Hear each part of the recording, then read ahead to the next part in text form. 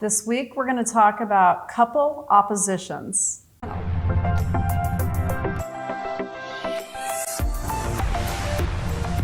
So, hi. Hi. So, I have a lot of people, especially on Facebook, ask me about when they have a sun opposition to their partner and how that can work, since we know oppositions can have a struggle and maybe more so than others. Right. And so they want to know how they can stay together and why most couples maybe don't. So oppositions are exactly what that means. They oppose each other in energy.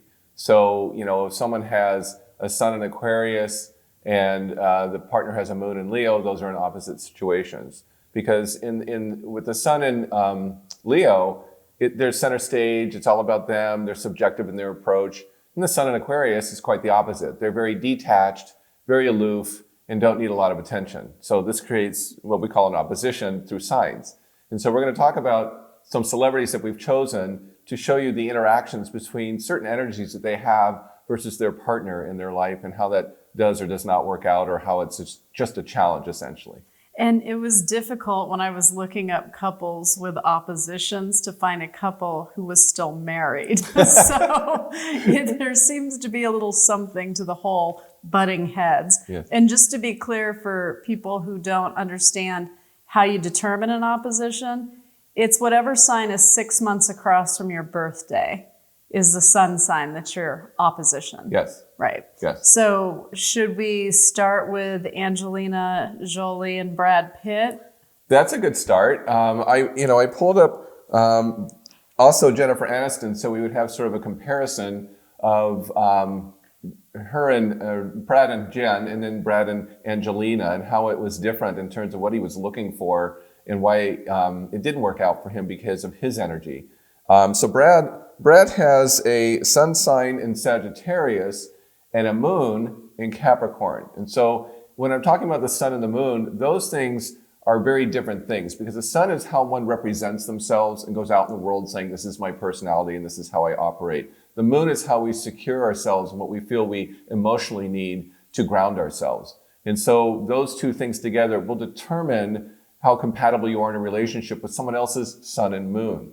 So in Brad's case, he already has a difficulty with his sun and moon sign, because his sun in Aquarius, sun in Sagittarius makes him very outgoing. He's a very adventurous, outgoing guy, very good looking, very athletic, this kind of personality. But his moon belies that, because his moon is someone who needs tradition, someone who is more settled down and ambitious and controlled emotionally. And you see him in his roles. He's very controlled emotionally in his roles. He's got this sort of star quality of this Sagittarian energy that he'd be fun to have a drink with. At the same time, you don't know a lot about him. He doesn't reveal himself very well. And so these things are his difficulties, which is why his sun in Sagittarius would connect with Jennifer Aniston, because she has a sun in Aquarius and she has, moon in Sagittarius. So her moon matches his sun sign. They have the sun-moon connection. They have the sun-moon That's connection. tight. Whenever you get that, that's an instant attraction. Whether you realize it or not, you're going to find, that's why we're attracted, because what secures her is how he is by nature. And so with her energy, she's not really what we call a typical mom energy, because she's a free spirit. And, the sun in Aquarius, the moon in Sagittarius, that's a free spirit, and Jennifer Aniston is. She's fun, she's quirky, she just is. She's just a great energy, and they fit in that dynamic. But Brad Pitt's moon in moon in Capricorn, he needed to settle down, because he came from a very traditional family in Missouri.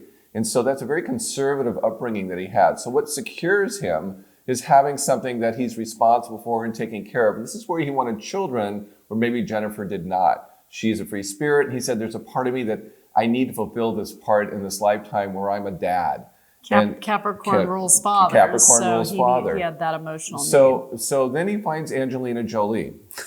Now, Angelina Jolie is a sun in Gemini and a moon in Aries. Now, they're going to have lots of children, because her sun in Gemini is like, I'm not going to have one, two, I'm going to have many, because they're very all over the place. And Gemini's twins, and they had twins. They had twins, and she had twins.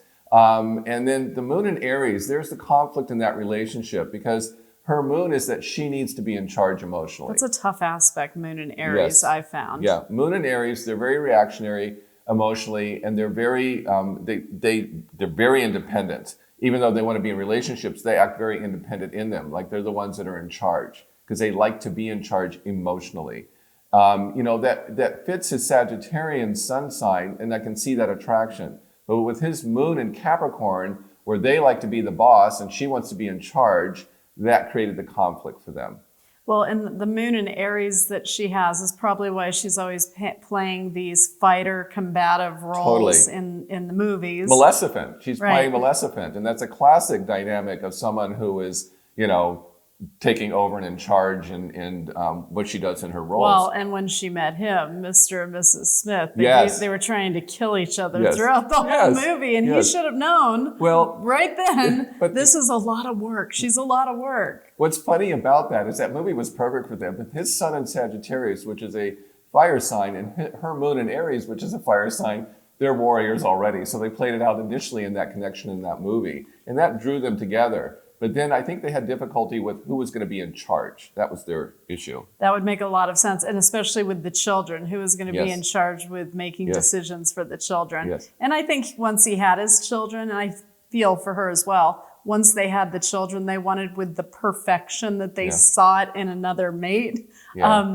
I think they were both fine moving on, but Yes. I think it was probably messier behind the scenes than anybody saw Yeah. regarding that divorce. Yeah, But she'd want to move on quickly, right? A Yes, moon in Aries. moon in Aries. When she's I'm done, she's and out of there. But I actually felt that he should have stayed with Jennifer because they had a better connection energetically, and they just should have gotten a couple of dogs that would have made him happy. Well, that's why she was in Marley and Me, right? She's got the moon and Sag. She Yeah. loves the dogs. Yes. But I thought they were a good match as well, which I sense is why people were so outraged when the split happened, Yes. because Yes. it felt like they belonged together. At the very least, they felt like best friends. Yeah. But they were just both so good looking, too. You Yeah. couldn't imagine what more they could need. But he needed children. He needed children to play the father role. That was very important to him, and it still is. He'll always want that in his life because he came into this lifetime with that background in his own family, and he felt like he needed to fulfill this too. And Jennifer didn't want it, and so he found someone who did. Well, maybe Brad and Jennifer will end up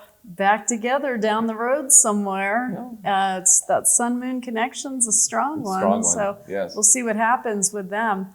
So moving on then to Let's see. Who do you want to do? Do you want to do Dean McDermott and Tori Spelling? let's. Let's do those two. Dean McDermott and Tori Spelling. Now, Dean has a sun in Scorpio and a moon in Capricorn. So once again, here's somebody who's very ambitious. Dean, the Scorpio, is always very trying to increase their life and expand their life. And the moon in Capricorn, like Brad, is someone who's very ambitious and who's very wants to be in charge and be the boss and all this stuff. In this case, we're going to look at money because Scorpio is a money sign. And so he wants to build an empire, build money. And so he marries Tori. And Tori has an opposition to his sun because she has a sun sign in Taurus, which is his opposition, but her moon is in Scorpio, which matches his sun. So they had a sun-moon connection. They made a connection through an affair. Through sex, Yeah. because it's Scorpio. So they had an intensity through their connection with their sun and moon connection. But then she's born under a full moon. So, I get Tori is sort of not sure of what she wants because a Taurus is very self-sufficient, which is her say, I can do whatever I want. This is who I am. But then her moon goes, I need to be with someone else. And I need to be in some kind of drama and some kind of, intensity in my relationships. And so those two things are difficult for her. And so she's had difficulty in her relationships because it's sort of, I don't want to call it passive aggressive. They're just opposite natures. And so one part is like, I can take care of myself, but no, I need you too. He definitely needed her because Yeah. I'm not quite sure that people would know who he is without Tori Spelling. And I think his moon in Capricorn may have gravitated towards her because her father, I believe, my sense is, that he had achieved what Dean wanted in life, which was the respect and the beautiful home and the Right. career. And Tori represented all of those things. Not saying that they don't love each other, just pointing out some of the nuances that I pick up on with the signs. And I think it's important for people to recognize they feel lucky born under a full moon often.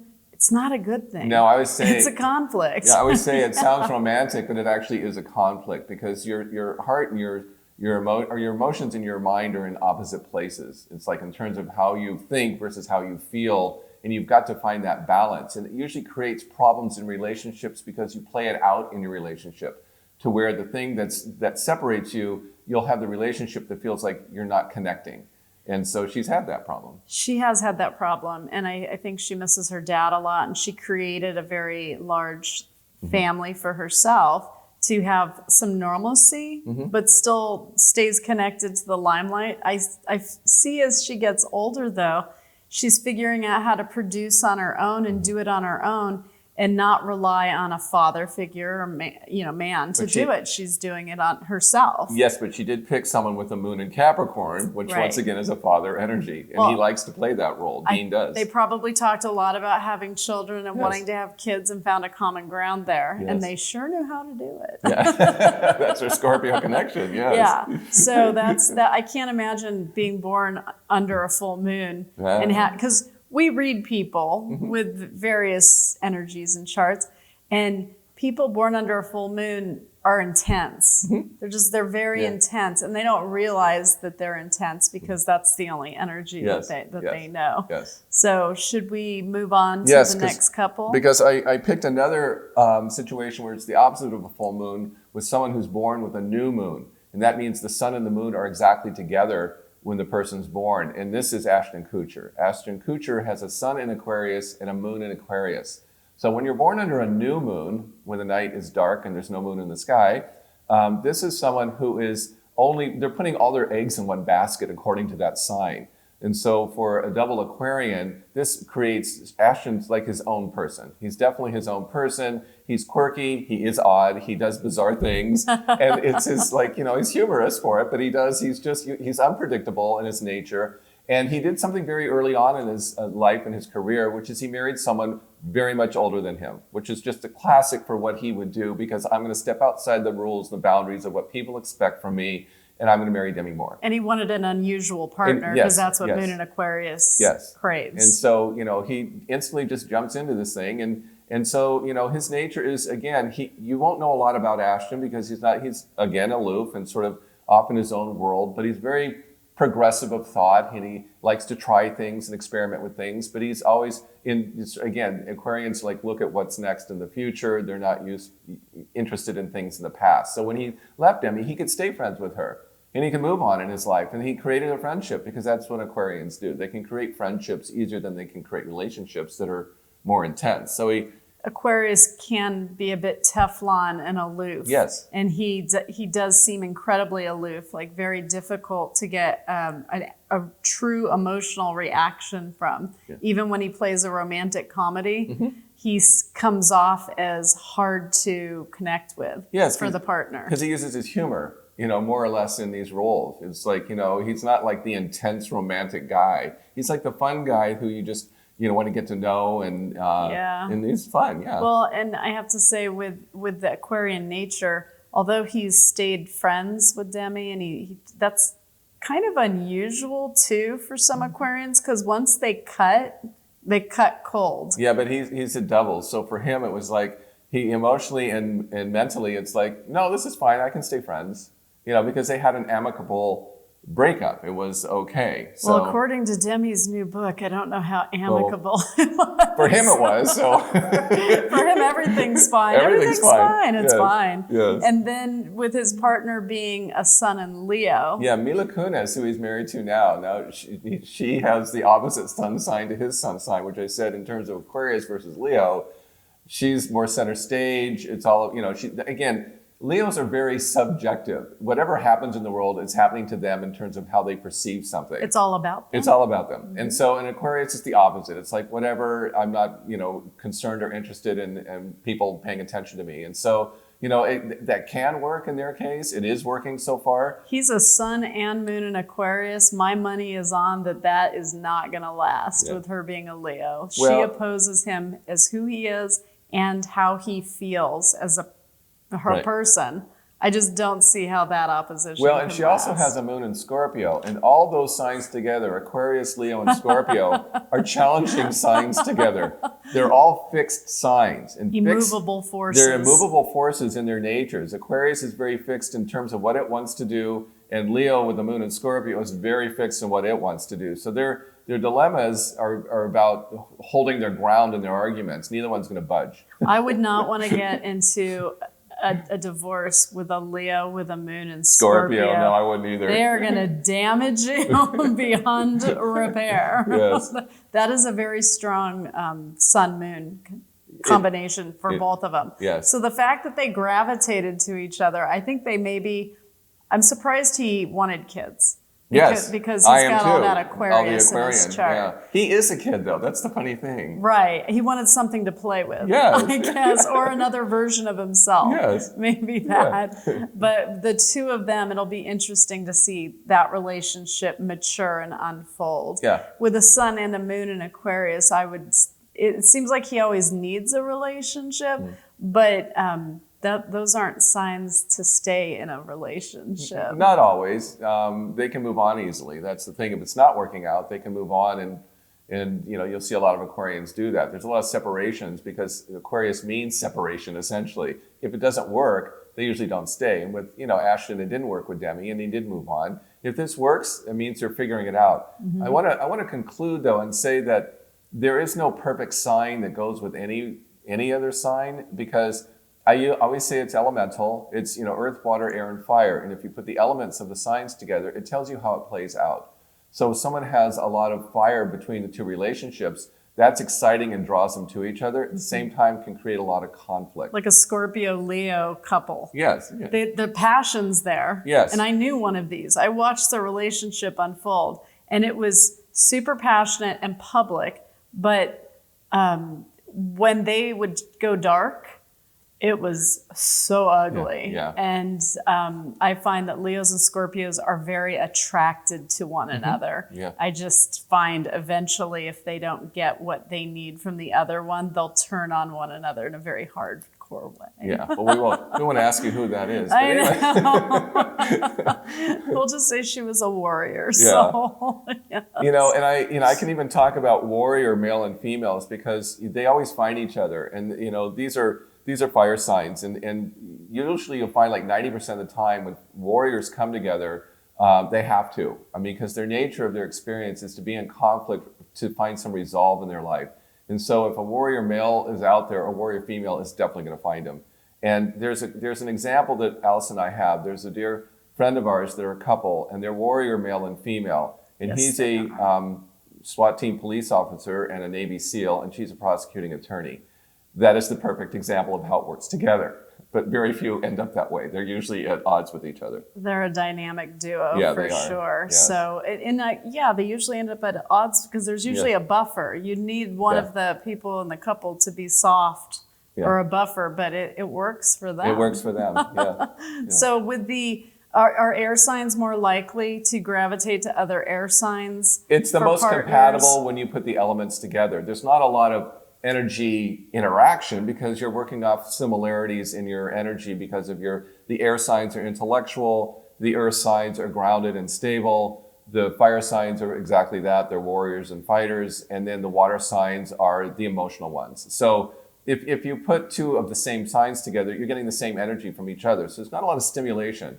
People that want stimulation will find an opposition. They'll find someone that has a different energy than theirs because they need something to stir them up in their life and make. But again, I still think it's karmic in nature. I don't know what we're actually attracted to other than at the bottom of the unconscious that we have attraction to something that was familiar from the past that we'll start out with in terms of our early relationship profile that we're here to heal if it was bad or continue if it was great. I've noticed with couples too, you'll draw in, like I'm an Aquarius with a Libra rising, so I have two of the air aspects. The third one's Gemini. I don't have Gemini. I drew in Gemini. Right. And so we kind of complete each other Yeah. that way. even though he's a Gemini, Libra rising, Moon in Aquarius, he could have had a relationship all on his own with communication. Yes, he could have. But so he completed me then, and I've seen that with a lot of the elements that you'll just draw in the one that you lack. Yes, well, and you and I are compatible because I'm a Libra and you're an Aquarian. They're both air signs.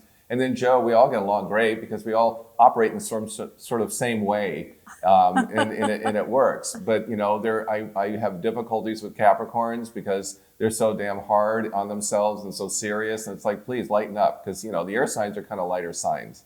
The earth signs, because they're old energy, no matter how young they are, they could be a newborn. They're born with an old soul, and so they do tend to be more self-deprecating. Yes. And yes, they do. And like with Capricorns, expecting a worst case scenario. Yes. And water signs don't really tend to think about the repercussions or think things through. They just do what feels right. Yes, the water signs are sensitive, and their operation of going out in the world is more based on feeling rather than intellect. And so as things, they receive energy and then they apply it to themselves and how they're going to respond to it. And so a lot of times there's a lot of confusions and doubts and insecurities with water signs because if there's a lot of it, they lack the sort of sense of being able to make decisions. Well, and then the fire signs, I feel they look for a place to place their energy. Yeah.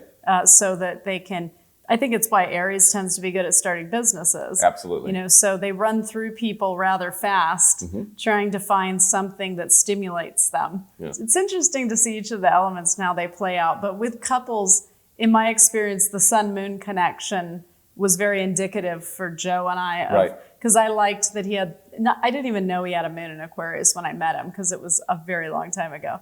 But I liked how he could be sort of aloof and cold sometimes. I found it funny. Yes. And other signs wouldn't find that funny. Yes. But I do, and I still do. Yeah. And so we play off of each other's energy that way on who can be the biggest. Well, when I see a couple, see a couple that has an Aquarian with someone who's with a Taurus, a lot of times they work together because they're self-sufficient in themselves. So they're not needy people. But at the same time, it can create a separation to the relationship because the Taurus is over here doing its thing and the Aquarian's doing theirs. And it's like, where's the connection? Where's the draw to each other? Right. I see that a lot when I get that combination. But he's moon in Aquarius, I'm sun in Aquarius. Right. So, but Taurus, you think Taurus specifically? Because Taurus is self-sufficient and Aquarius is off in its own world. And well, we have a child that's a sun in Taurus, moon in Aquarius. So yeah. what does that mean? It's kind of fun to run your kids' charts and your friends' charts. Yeah. I'm sure all of your friends want that. And just see what their breakdown is personality-wise. And I can, because I'm an Aquarius, so I see things before they happen. But I see charts and I can see where that person's going, when I look at it. But I can't read them like you do. You see a lot more. Well, I can't talk to dead people, so. Good thing we have each other. Yes. So I think that's what we really covered, couples and oppositions. I hope that answers some of the questions for couples that do have opposing sun signs 6 months across from their own birthday and are able to navigate that. Sometimes when you feel like you're butting heads, or I say putting your hands out flat against their shoulders and then trying to hug them without bending your elbows, that's what an opposition feels like. You just can't quite get to them for that hug or to scratch that itch. That's what it feels like.